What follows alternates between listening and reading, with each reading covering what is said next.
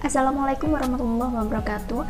Nama saya Amanda Dimarsya Fitri dari kelas 12 MIPA 1, nomor absen 4. Di sini saya akan menjelaskan tentang pola penyerangan dan pola pertahanan dalam permainan softball. Softball merupakan permainan yang dimainkan oleh dua tim, di mana tiap tim terdiri atas 9 orang pemain yang bertujuan untuk mendapatkan poin sebanyak-banyaknya. Saya akan menjelaskan secara ringkas apa saja yang terdapat dalam lapangan softball.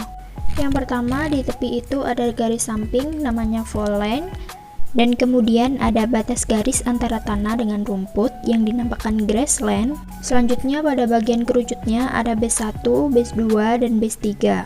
Base 1, 2, dan 3 berbentuk bujur sangkar dan terbuat dari karet. Ukuran base 38 x 38 cm dan tebal 5-12 cm. Yang terakhir, home plate atau pemain bila nanti sudah dapat mencapai home plate berarti mendapat poin 1 untuk setiap pemain yang berhasil masuk home plate. Home plate berbentuk segi 5 terbuat dari karet dan berukuran 45 cm, panjang ke bawah 22 cm, dan kemiringannya 31,8 cm. Posisi pemain yang pertama adalah batter. Batter ini adalah pemain penyerang. Yang kedua ada pitcher, bagian pelempar bola. Yang berikutnya ada catcher. Selanjutnya penjaga base 1, penjaga base 2, penjaga base 3, dan penjaga area. Pukulan dan lemparan. Yang pertama, pitcher melempar bola. Ternyata masuk kepada zona start. Apabila sudah masuk ke dalam start, batter, berikutnya pitcher melempar ke arah batter.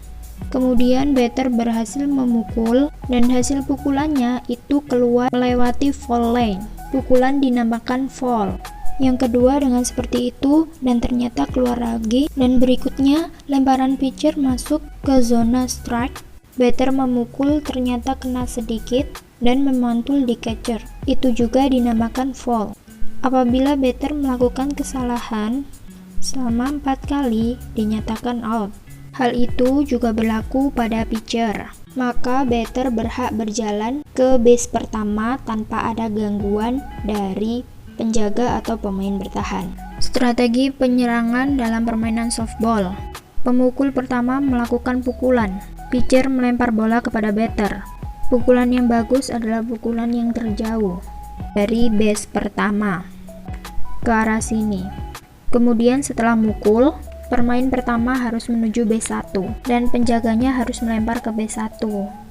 Apabila duluan pemukul yang menginjak base, pemain dikatakan aman, digantikan oleh pemukul kedua. Pitcher melempar pukulannya ke sana karena untuk menyelamatkan pelari di base pertama dan dapat berjalan di base kedua. Kemudian pemain bertahan melempar.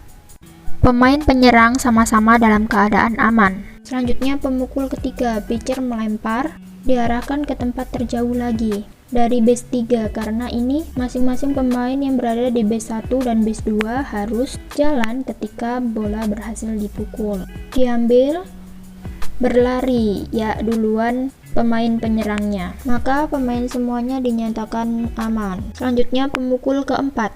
Strategi yang digunakan pemain 4 harus melempar dengan jauh karena di masing-masing base terdapat pemainnya.